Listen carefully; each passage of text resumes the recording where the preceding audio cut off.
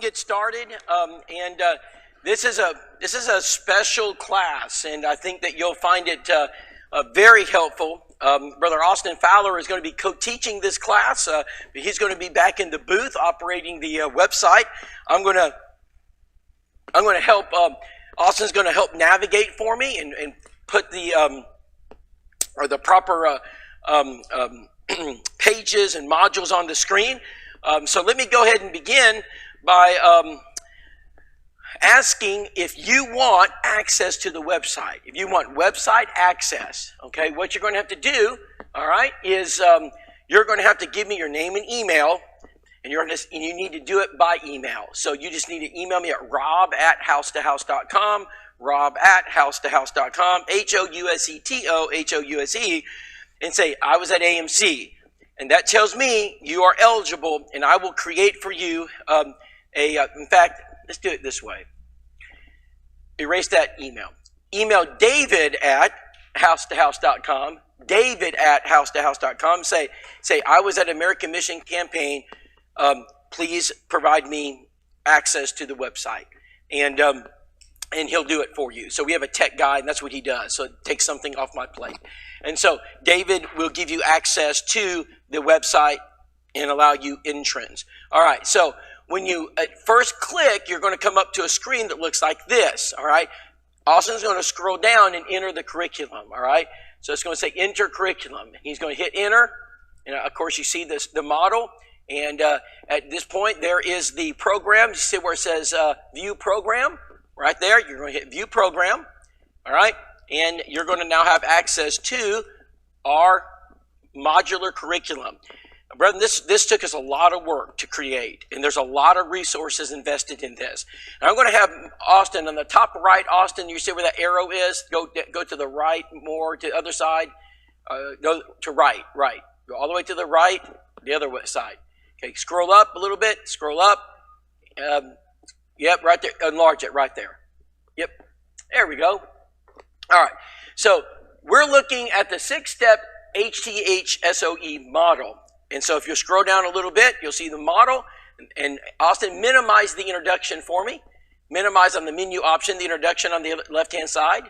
Okay? All right, now, first thing I want to show you. Our website is based on our 6-step model.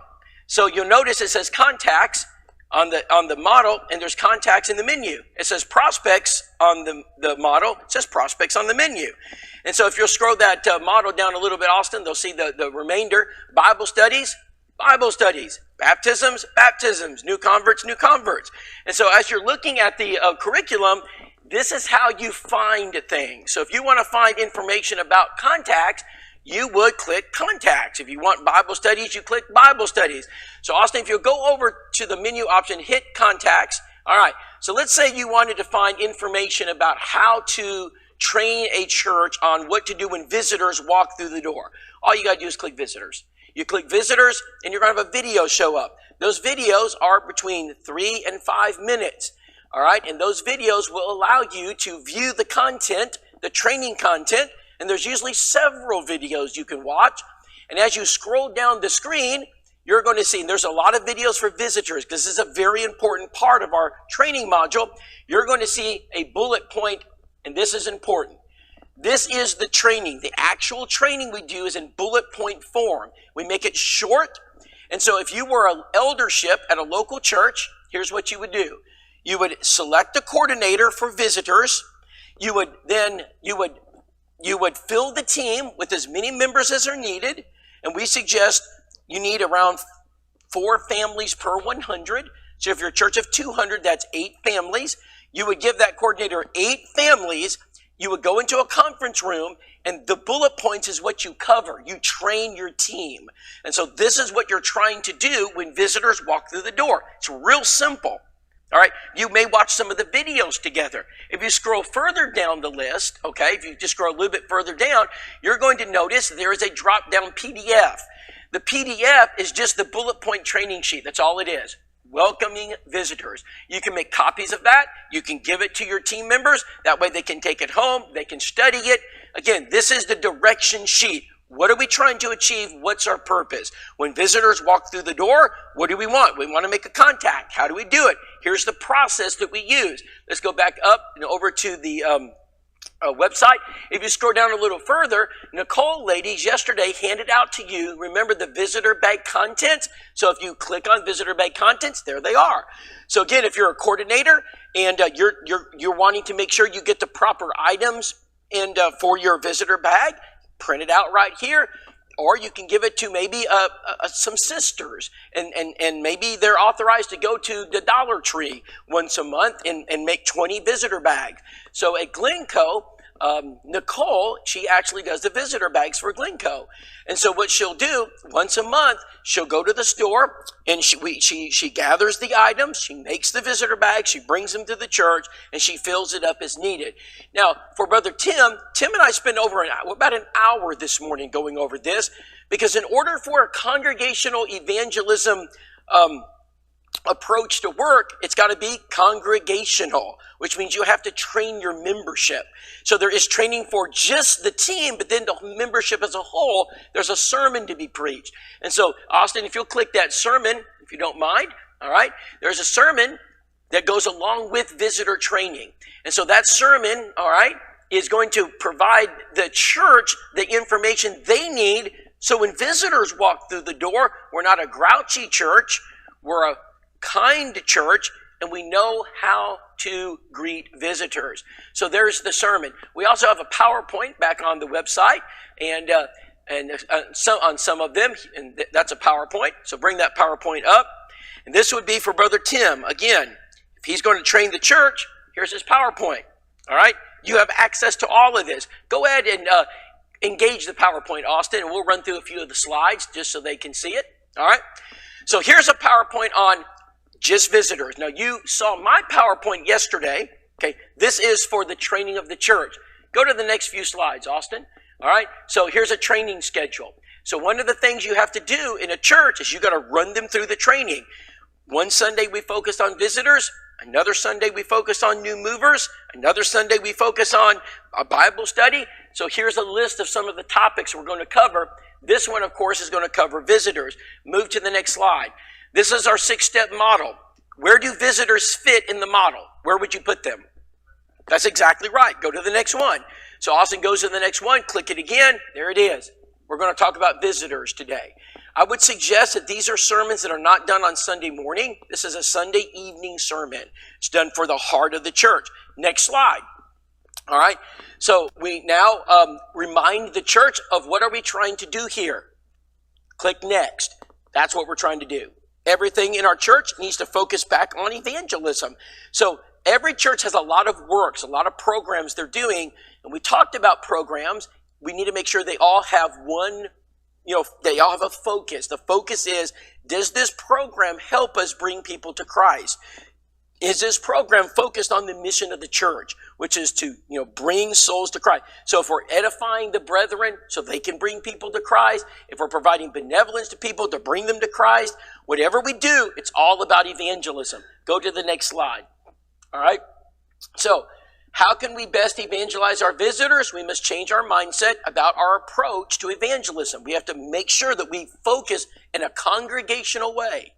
We're all going to participate. We're all on board. We all understand the plan. What's the plan? Well, let's go. All right. Genesis 19 is a great text for visitors. It's how visitors should be treated. Go ahead and run through that, Austin, with hospitality, concern, and respect. And we talk and emphasize how Genesis 19 shows us that. Next slide. All right.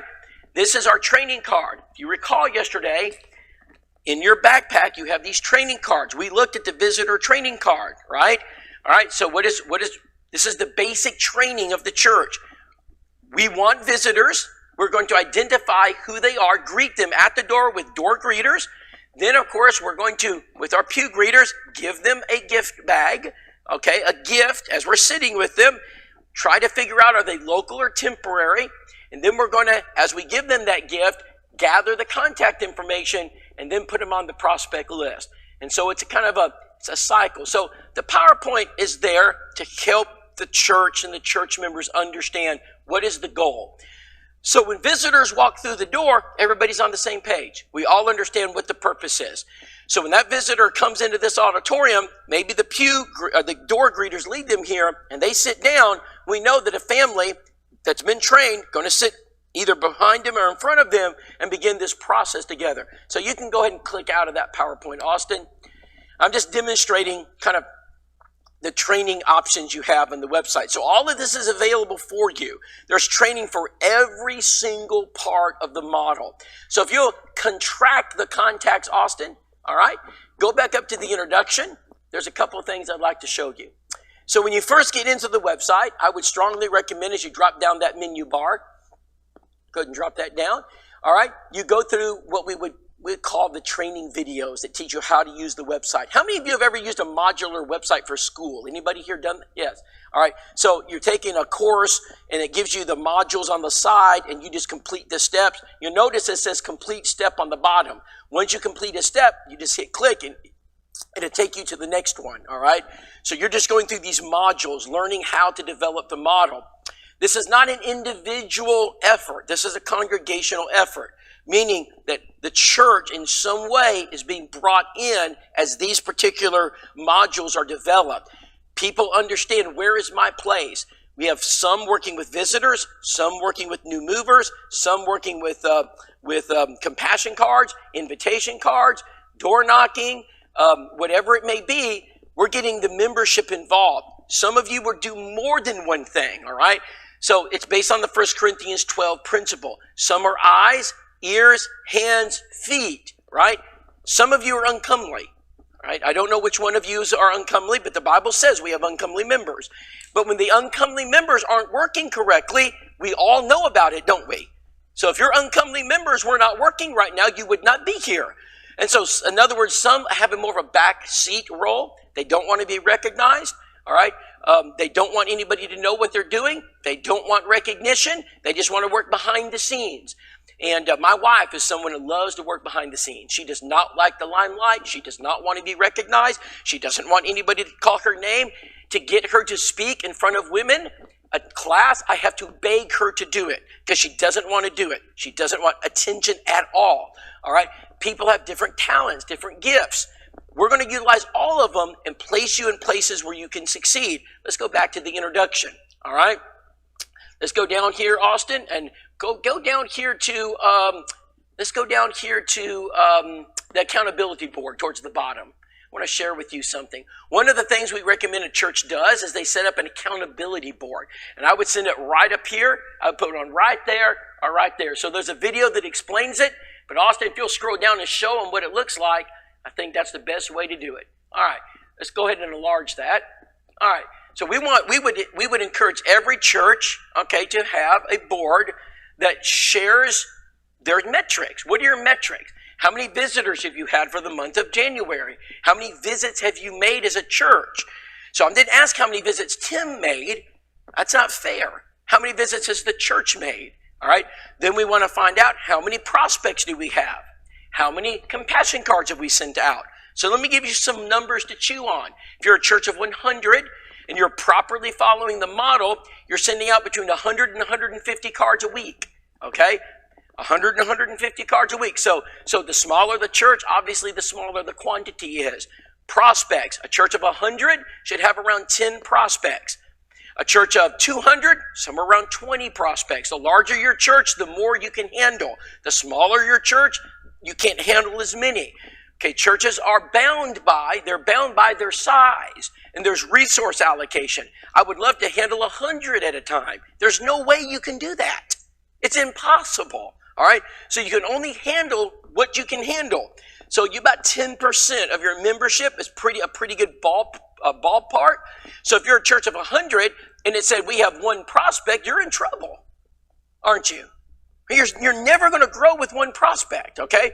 You got to get that number up. If you're a church of 100 and you have 20 prospects, you're going to have some ladies in the church who are going to be very upset at you because that's a lot of work, all right? And the ladies sometimes bear the brunt of this, all right? And so there's only so much So many hours in a day. So we try to keep it in perspective. How many Bible studies do we have going on? A lot of churches don't like to answer that. They don't want anyone to know because they don't have any. All right.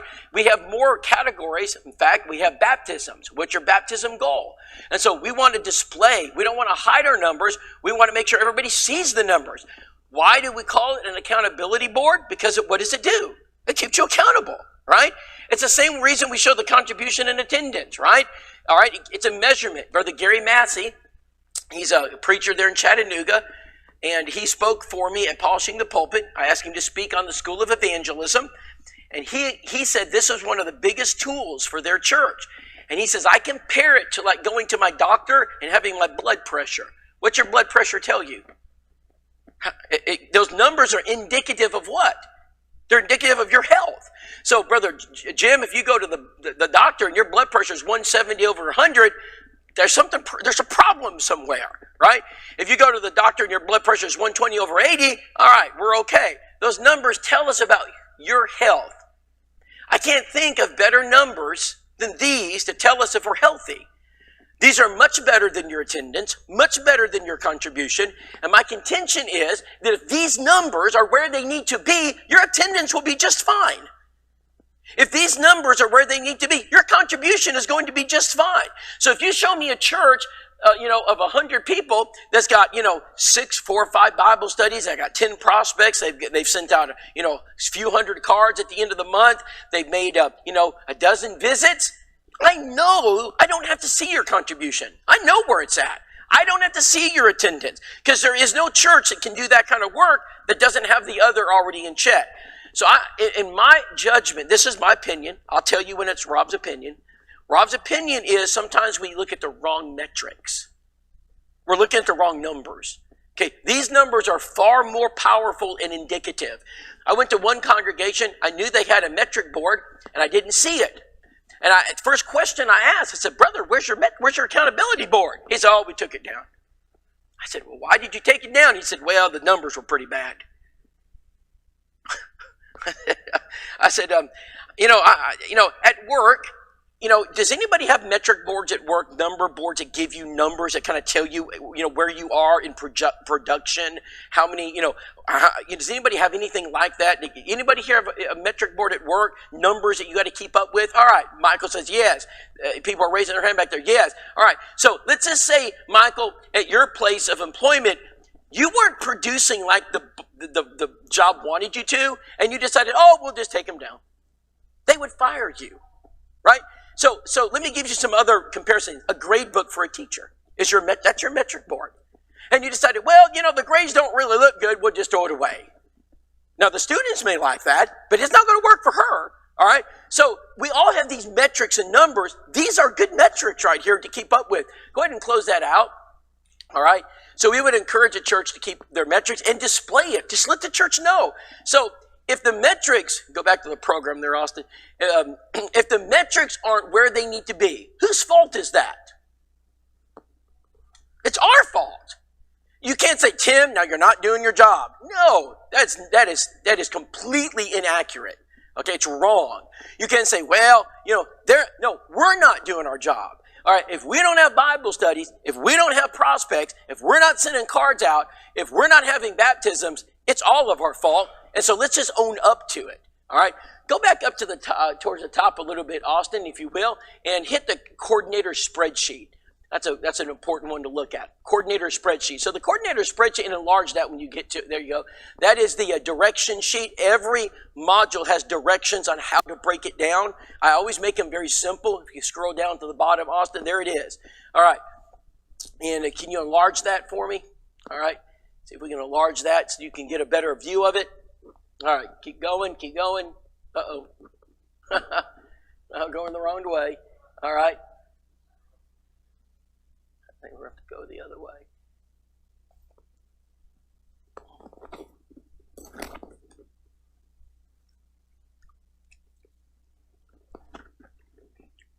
That's all right, Austin. If you can't enlarge, okay, well, that's right. You can do it that way. We have it in multiple formats. All right, very good. All right. Thank you, Austin. Broke to the top. All right. This is really important for administrative purposes. So every Church of Christ in our school, we have about 350 of them. One of the things we're always looking for is, do you have an administrator? Do you have someone at the top that's breaking everything down? So a school system has an administrator. That administrator makes sure the math department is there, the science department is there, and in the math department, these are how many classrooms we have, these are how many teachers we have. They don't teach the class, but they just make sure it's administered, all right? Same thing. Okay, so look at our colors. I want you to look at our colors.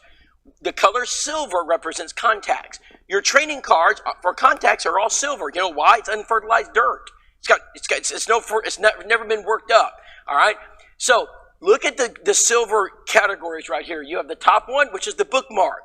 Okay. One of the things that we're going to encourage you to use is a bookmark where every member begins to write down the people they know that they want to bring to Christ. And so every church member knows people that are lost. So raise your hand if you know 10 people that are lost. Raise your hand. Okay, again, if you're a church of 175, that's 1,750, right, contacts. We call those tier 2 contacts because they're referrals. They're better than door-knocking contacts. You know why? Door-knocking contacts are tier 3, which means they're cold. No one knows them. We don't know, you're going to have to take your time and develop that fruit. But if it's your friend, your family, your coworker, you already know them, they're tier 2. That's the bookmark, and I'll explain that a little bit more later, but we need a coordinator of that. Someone to make sure that every time we come together that we're looking at those. Next one, okay, the unfaithful. Are the unfaithful, is that part of evangelism? It is. Should we be reaching out to people who've fallen away? Yes or no? Do we do a good job in the church doing that? Did y'all hear that? That was in unison. Not one person said yes. Not one individual said, yeah, we do a great job with that. So we've got to address that. How do we address that? Well, we do it congregationally. This is all congregational. So we're going to create a plan where the Church of Christ reaches out to lost people. By the way, one of the things we did when we came here is we said to the elders, would you mind sharing with us prodigals? They gave us 10 prodigals. So on Sunday afternoon, we began the process of restoring the prodigals. So every day we're sending each of your prodigals a couple of cards, asking them to come back and telling them we love them. What would a coordinator do? A coordinator would make sure that on that prospect list, we always have prodigals on the list. The list isn't only prodigals, but we're always working with prodigals. And Jim, if you notice there's a family, and Jim, you say, man, they haven't been here this Sunday. The next Sunday, they're not there. And you 3 weeks, 4 weeks, you haven't seen them. And you say, man, there's something wrong. It's not because they're sick. They're spiritually getting weak. Put them on your prospect list and let the church start loving them. And say, hey, we miss you. It's hard to resist love. And so there's a process we use to try to pull prodigals back. But if you don't have a coordinator, someone on top of it, elders are overwhelmed. The preacher, he's got about 3,000 things to do. All right, you got to appoint somebody and say, okay, here's how you do that. And so you'll go into the contact module on the website. You're going to hit prodigals. You're going to fully develop that module. And so go ahead and do that, Austin. Go down to contacts. Go down to the unfaithful. I call them prodigals, but they're hit that. Now watch what happens. There's a video that tells you how to do it. Keep going a little further. There's your bullet point sheet. There's your training card. Keep going down a little further, or keep going up a little further. I think we're still developing the sermon on that one. I don't see the sermon, but we do have one. We're almost finished with it. But there is the approach. Let's just look at it. How do we restore unfaithful people? First, we recognize them. Who are they? We need a list, right? We need to know, who are they? So let's go back in our directory and find out who has fallen away, not moved away, but fallen away. Second, let's reach out to them. Send cards, literature. Let's make sure they know we care. So let's send 2 to 3 cards every day. We love you. We miss you. Your pew's warm. We can't wait to see you back. Your parking spot's still there. All right. So we're going to reach out to them through love and compassion. And then we're going to make that final visit after they've gotten 40 or 50 cards. We're going to knock on the door, say, hey, my name's Rob, my wife Nicole. We've missed you guys at church. We've been sending cards and praying for you guys. Are y'all okay? See what happens. What's the worst that can happen? They don't come back. That's the worst thing that's going to happen. But what could happen is, hey, thank y'all. Can y'all come on in? Come on in. And we actually have a Bible study for people that need to be restored. And it's actually brand new. And it's called a Bible study to, it's called Second Chances is the name of the study. We're about to reveal it. We've been working on it for several years. And maybe we can do a Bible study with them and restore them. Galatians 6, 1 and 2. And notice this. How do you restore people? Repentance. They need to repent. All right, it's a change of heart. And through prayer. And what should we do when they repent? What should we do? Receive them. And so there's your sermon right there. All right, everybody holds the card in their hand. And now everybody realizes, I have some skin in the game. I need to participate in this. All right, I need to send my cards. I need to be praying for these individuals. I need to try to encourage them to come home. I would encourage you to always have prodigals on your list. Always be reaching out. So we did a study about 3 years ago using this methodology, and we found out that the range of restoration, this is range, is 30 to 70%. Low end 30% if you follow the model. If you do this, high 70%. The Hillsborough Church of Christ in Tennessee restored 70% of their prodigals doing this. 70% of them restored. And so each week in Reaching the Lost, which is our update, you'll see restorations that are occurring because of this. Go ahead and X out of that, Austin.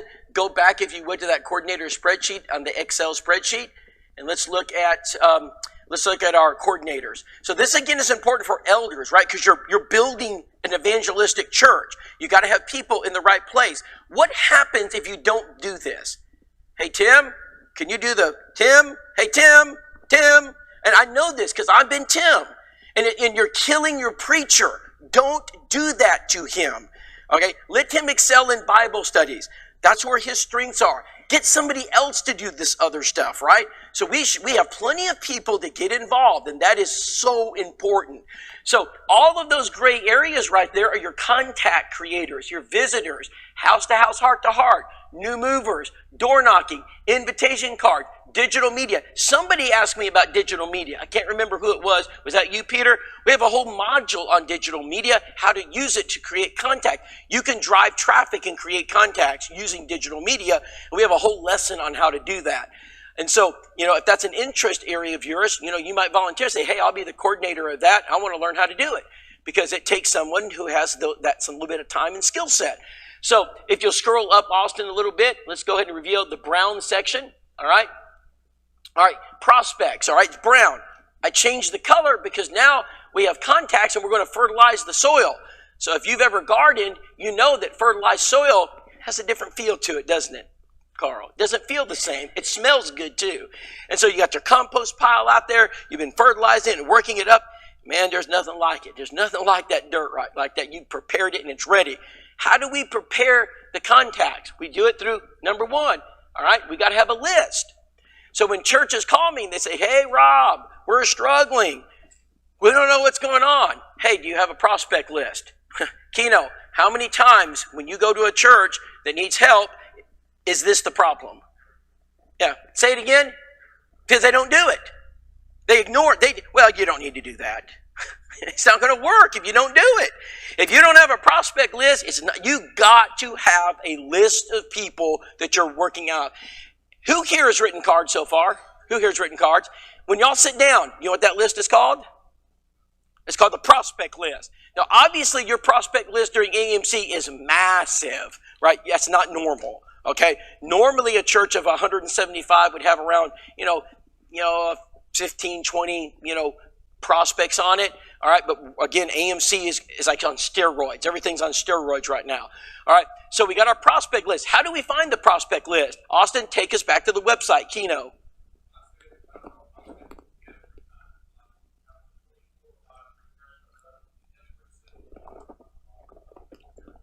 Everyone. So I can't emphasize that enough. And sometimes I think that sometimes people dismiss us. Oh, that's, we don't need that. We've got an app. I've got it on my iPhone. I've got it on my iPad. It doesn't work. You need a prospect list. It must be a printed list that everybody has access to. Everybody tries to find workarounds for this. I've never found a church successfully do it. I've never seen one. All right, let's go to prospect list. Let's go down, Austin, for prospect list. All right, there's your bullet point sheet. Congregational setup, prospect list template. Let's go ahead and see what it looks like. You should already know it's in your congregational evangelism book. You got your list. There it is. You just type in the names, all right? And now we have access. Now people know who it is we're trying to reach. If the membership does not know who they're trying to reach, they cannot reach them. Isn't it simple? Sometimes I feel like it's so elementary. You know, what the things I'm saying, this is not algebra, this isn't even high school math. This is kindergarten stuff. All right, if the people in your church don't know who the prospects are, they cannot reach them. So this is not in the, we better hide that in the preacher's office and put it in the filing cabinet. Don't forget to lock it. Now, why? Like, why would you do that? Why not let the church know these are the individuals we're reaching out to? So now the hands go up. Oh, now, Rob, if we have a prospect list, what happens if they visit? All right? That's an administrative title. You know what we call it? The love list. We call it the compassion card list. We call it the neighbor list. So let's say someone walks inside and they see this list, and and the title of it's love list. And they find their name on the love list. How do you think they're going to feel about this church if they're on the love list? How do you think? Oh, they love me. Now, if someone gets mad because you love them, if someone gets mad because you send them cards, were they reachable to begin with? Yes or no? No. Have you done any harm? No. All right? So yes, every now and then you run across somebody who's there's nothing you can do during this time in their life that's going to reach them. They're mad at the world. If you smiled at them, they're going to frown at you. If you open the door, they open the one to the next. They don't want to be touched. They don't want to be reached. Okay? There's nothing you can do. If someone gets mad because you love them, my thought process is, well, who could reach them? How could they have been reached? No one can reach them right now. So, very important is the prospect list. That's, by the way, on page 102 of your Evangelism Simplified guidebook. It's also on the list. So, a more detailed spreadsheet, don't click that, Austin. For those of you, I'm going to have you click the simple one first. But if you are a computer Excel ninja and you want a very detailed spreadsheet, I'll give you that you can click that bottom one. For the rest of us, all right, the rest of us who are not ninjas on Excel, I give you this. So what you're going to do, where we go, Austin? All right. What we're going to do is we're going to have the secretary or the coordinator keep track of all your prospects on a spreadsheet. And so we're going to put Bob Smith, relationship, neighbor of Jim, Hatfield, description, cancer, address, phone, date added. Move over just a little bit. Week 1, what'd you do? We sent 45 cards. Week 2, what'd we do? Sent 53 cards. Week 3, what'd we do? Sent 46 cards. Other actions. Ladies brought food over on Monday and Tuesday of week 1. Make your notes. Now, why am I doing this? There's a reason for this. Okay? So you go out here, we make contacts. We go into the card room, we write cards. We go deliver food. Then what? Then what, Jason? We just quit? We stop? We're not going to do it? Is that the end of it? Are they going to run in the building and say, "There's the baptistry," and dive in? No, they're not. What you've done is you've found some soil. You have fertilized the soil. Now what must take place? What must you do next? Plant the seed. Okay? Plant the seed. How do you do that? Austin, go back to the website. Go down to prospects. Go down to the bottom of prospects on the website. And see where it says transition. The transition. All right? There it is. Hit that transition. We're going to make a transition visit. We're going to assemble our team of evangelists, which is a small group in the church. These are your Navy SEALs. And we're going to talk about how to do it. We're going to give you videos on how to do it. But I'll give you an example of what I do. My wife and I would go to the door. And we're evangelists. And we've done this. We would knock on it, but we would have a gift in our hands. We'd have probably a food basket gift, some gift. I would not go to the door without a gift. Remember, inside of that house, they got 50, 60 cards, right? So this is called the transition. And on that Sunday, once a month, we've met and we have divvied these out. And I may have looked at Tim and his wife. If I'm the coordinator, I said, "Tim, would y'all visit 2 of these for us this week?" That's doable for you, Tim. But no, it's not doable. Tim, go ahead and do this for us. Please don't do that to your preacher. Please don't. It's not fair. That's what makes preachers quit. Okay, you have to help him. He'll take 2 of them, maybe 3. But Jim says, I'll take one of them. And then Jason says, I'll take one of them. And then John says, I'll take one.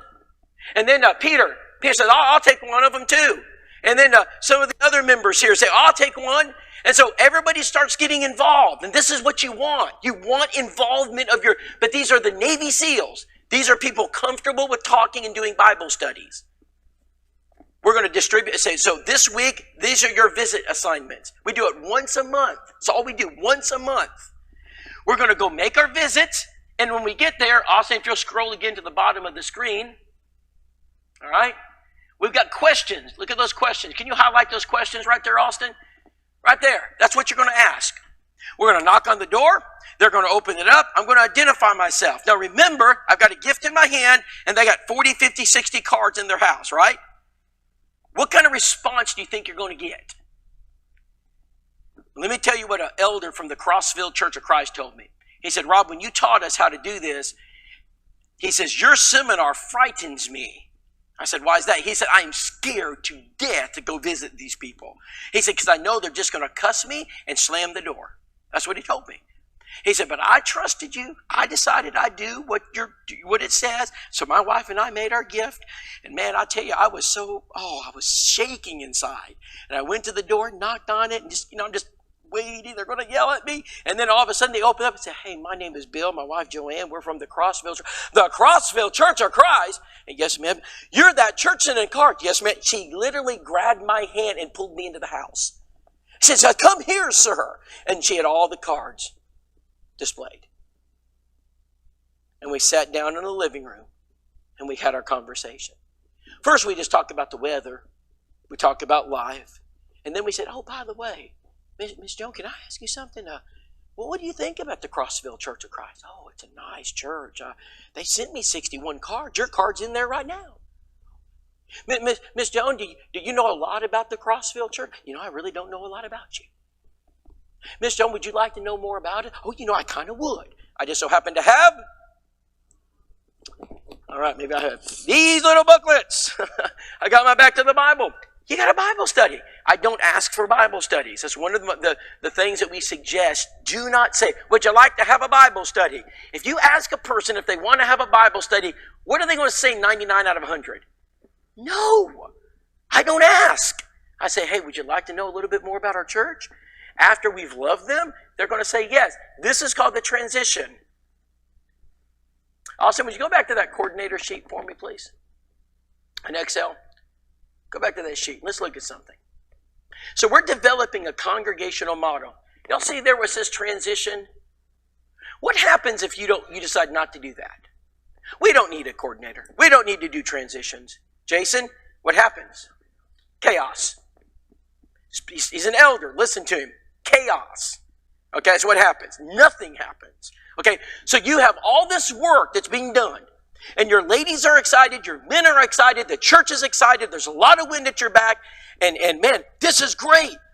And that excitement carries on 3 weeks, 4 weeks, 5 weeks, and then people start to say, well, when are we going? What are we doing next? Well, we're doing all this work and no Bible studies, all this work and I'm not going to help anymore. You better follow the model. You got to take them to the next step. The next step is to transition to that yellow area. And that yellow area, guess what area that is? That's called the what, Jason? We go from prospect to Bible study. All right? Now we keep the process moving. All right? So the website is how you develop that within your... It gives Tim training material to teach. And the administrator, the ability to set everything up. It provides you the sermons. It provides you the videos. It provides you the how-to. This is very important. Okay, you've got to someone has got to keep up with this. So when I used to go to churches, what I would do is send you about 100 emails and say, here's how you do it. Never going to work like that. The website allows you to have individual access, study at home, and set it up. Now, there's some exciting things that have happened since we developed this website, and I want to talk about those. We went to Apple, and we went to Android, the only two platforms that I know about, okay? And we said, hey, we want an app.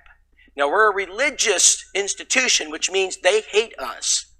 Okay, they don't want us to succeed. And so we have to jump through hoop, and hoop to get this approved. Apple took us 6 months, and Google, Android took us another 6 months, but after a year's worth of work, we finally got our apps approved. So not only is this on a website, it's on an app. And so you can download the app for the website, and you can access everything I'm showing you right here. Here's something else that we've done. We have a YouTube channel, and all the videos, all of them, Austin, can you go to YouTube? Can you bring up YouTube and go to the School of Evangelism channel? All of the videos are on this YouTube channel. And so if you just type in School of Evangelism, all right, and Austin's going to do that. And I want to show you how we've organized this. All right, there we go. Right there. Okay, go to the channel. I think that's right. Yep. Okay, Austin, go to playlist. Oh, I think you're on play. You're on playlist? All right, there you go. Look at this. Here are all the videos for contacts. Go ahead and click that on the bottom. Contacts, right in the middle on the bottom. Okay. Oh, go back one. View full playlist. See where it says view full? On the very bottom. See where it says view? Yeah, hit that. Those are all the videos that we have made to help you learn how to make contacts. So you find videos on how to knock doors. You're going to find videos on how to use the bookmark. You're going to find videos on how to use house to house. If you scroll down, you'll find videos on how to use new movers. All that's on the website. Every one of those is on the website. So our school has fully developed all these tools for the church. You're never going to catch up with us. I had an elder one time call me and says, Rob, when are we going to finish this? I said, when Jesus comes. Okay, we don't finish evangelism. We just continue to get better and better at it. We become more focused. We get more people involved. We do more training, and we continue to develop it. If your thought process is, I can't wait for 3 months when we can stop this stuff, you have lost your understanding of Christianity. Because Christianity is not based upon, well, next, let's do camp, next, VBS, next, graduation banquet, next, Teacher's Appreciation Day, next. That's what's gotten us into this mess. Okay? If we do not make evangelism the culture of our churches, okay, where all of these things intertwine and we develop them one at a time, then we end up segmenting our churches into all of these various programs, and each one takes a little bit of the energy we have. And before long, we're spent. Okay, we're tired because we all have all this going on. Let's focus it into one thing. And so, lads to leaders, it's evangelism. It's getting the kids ready, helping them understand and know more about the Bible. Whatever it is you're going to do. Okay, whatever, Vacation Bible School, let's focus it. In fact, we had several churches this last year. Their theme for VBS was evangelism. And their whole purpose was to get as many kids from their community to come, as many non-Christians to come as possible, because that's a great place to make contacts. Austin, can you take me back to the website real quick? All right, go back to the website. Let's go to, if we played a video, would there be sound? Michael, there would be? Is that true? There would be sound? That's perfect. All right, let's go to contacts, and I want to share with you one of our more impactful videos. Go to contacts. Let's go to the bookmark. And Austin, find your video. It says, go up. Go up. Congregation uses the bookmark. It says, no, one more. No, that's right there. Right there. Right, that one right there. Okay? All right. You should have all received a bookmarker a few weeks ago, the House to House, Heart to Heart School of Evangelism bookmarker. If you have that, go ahead and get that out right now. If you do not have one, please raise your hand. Brother Duggan is going to bring you one. Okay? I want you to get out your bookmarker. I'm going to get out mine.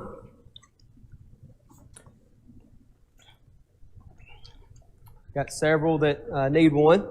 Because we're going to be using this every week. This is not something we're just doing this Sunday. We are going to do this every week. And let me tell you why while those are being handed out. Brother Grider, if you want to grab some, there's some more on the evangelism table. We can get those handed out. Let me tell you why we're going to be using these every week.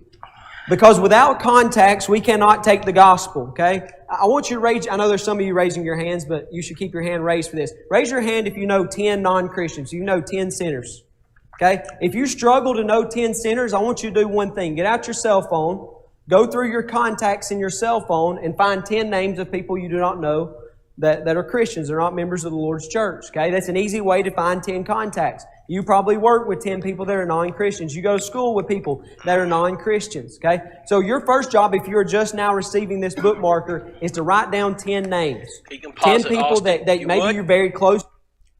All right, that's Austin Fowler. If you want to know how Austin came to work at the School of Evangelism, this is what did it. So Austin's at the Riverbend Church of Christ in Georgia, all right? Austin comes and he says, hey, we want to set up the evangelism. They had a few hiccups, but eventually the elders appointed Austin as the administrator. They said, Austin, you administrate it. So Austin said, fine, I'll do it. So he sets it up. One of the first steps is you pass out the bookmark. You preach on John 4. Tim, you and I talked about that this morning. You pass that out, start your sermon, teach the church how to make contacts, right? And now, all right, everybody holds their bookmark in their hand and they start writing down the people they're going to bring to Christ, all right? And then we're going to progress every Sunday and help you bring your friends and family to Christ. In 12 months, they baptized 24 people, a congregation of 90. When I saw that, I said, we got to hire Austin Fowler. He's got to come on board because he gets it. He understands it. And so he engaged the church. He engaged the membership. You've got to engage your membership. You got to, because your members, they know the contacts. They know them. Tim, that's the one thing I believe church members do better than we do. There's more than one, but they're better at contacts than we are. It's obvious. Why? Because you and I don't work. We don't work out there. We're not in the school system, right? They are. They live next to non-Christians. And so they know them. And so we need your help to provide the non-Christians. And when you provide them, we will prospect them and try to study with them. So this is powerful stuff. I just wanted to give you a taste of what that website can do. But if you'll follow it, and we have a checklist actually in the introduction that actually breaks it down chronologically. If you'll follow it and do it, it'll transform your church. It'll help elders organize a congregational evangelism effort, getting every member involved. Some members work here, some members work here, but everybody's doing something, all designed to bring people to Christ. And I just wanted to give you a little bit of an inside look into it. Most people have never seen it because you have to be enrolled to have access to it. Because you go through AMC, we give you enrollment. We're going to give it to you. But you will have to contact me, David@housetohouse.com, and ask for access, and he'll give it to you. Tell him you're at AMC, and he'll provide that access. Any questions about this? It's a lot of information. It takes time to develop. How do you eat an elephant? How do you eat an elephant?